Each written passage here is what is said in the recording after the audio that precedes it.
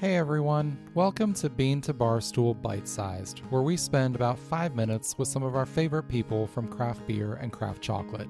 Today we hear from Nicole Hewat, the creative mind behind World Tree Chocolate. Nicole is an artist who has created a variety of artworks using cacao and coffee.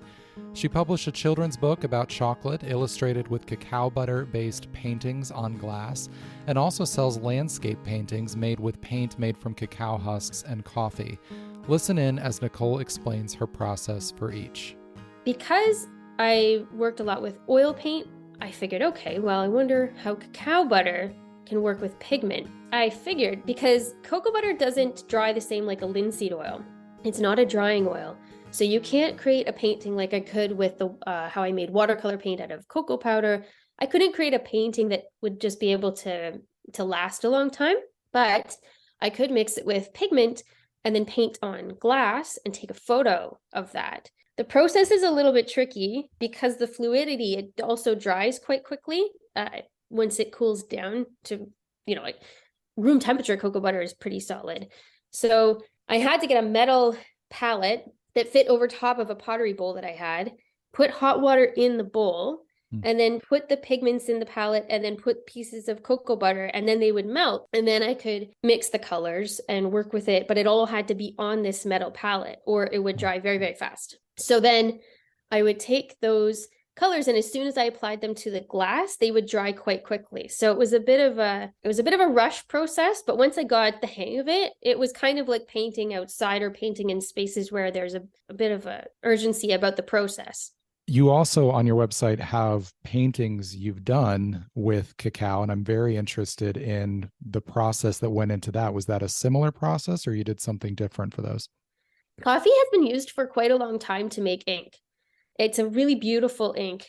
And I ended up using the cocoa husks as well. The coffee was really good for like those deep, really dark blacks. Cocoa husks were really interesting to work with because depending on the variety of cacao, the location, there's like different factors for different types of husks. What I would do is I would take a coffee grinder and I ground the husks down. To make ink, I would just boil the husks in water and then reduce it and then use that for the painting. And that was ink. When I decided to move more into to making the paint, I would grind the husks down and then I would mix them with gum arabic, honey, and water with a muller. And then you would use that paint on paper. So the husks were really fun because they already had a bit of a range of colors. The Hidden Treasure husks had a really yellow, very light kind of color.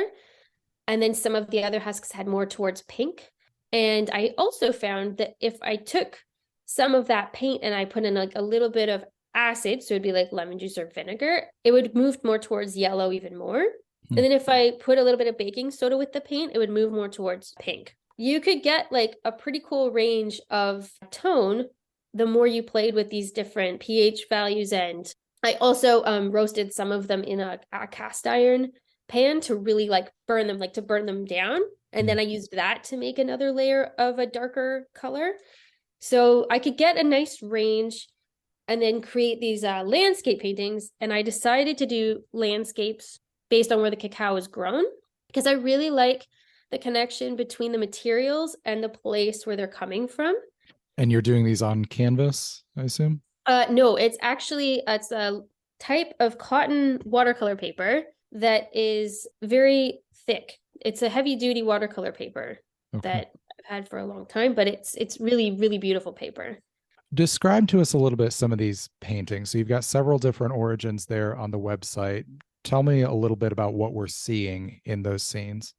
One was from Honduras, and the image, yes, I got it from someone who goes to that location to pick up the cocoa beans and bring them back to makers. And they took pictures while they were on one of their trips.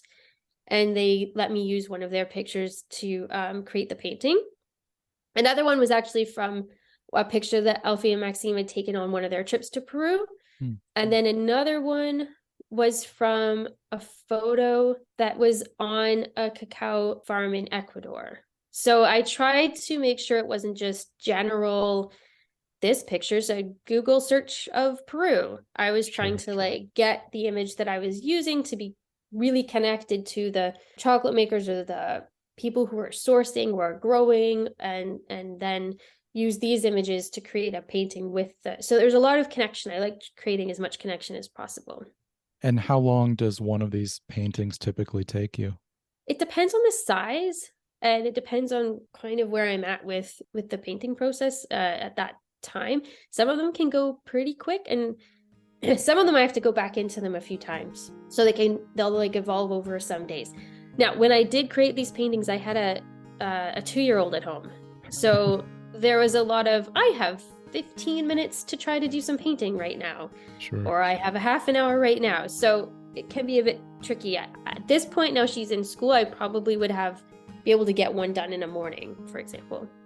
You can find out more about Nicole and World Tree Chocolate at the link in the show notes. You can listen to my entire conversation with Nicole back in episode 54. I'll share that in the show notes as well.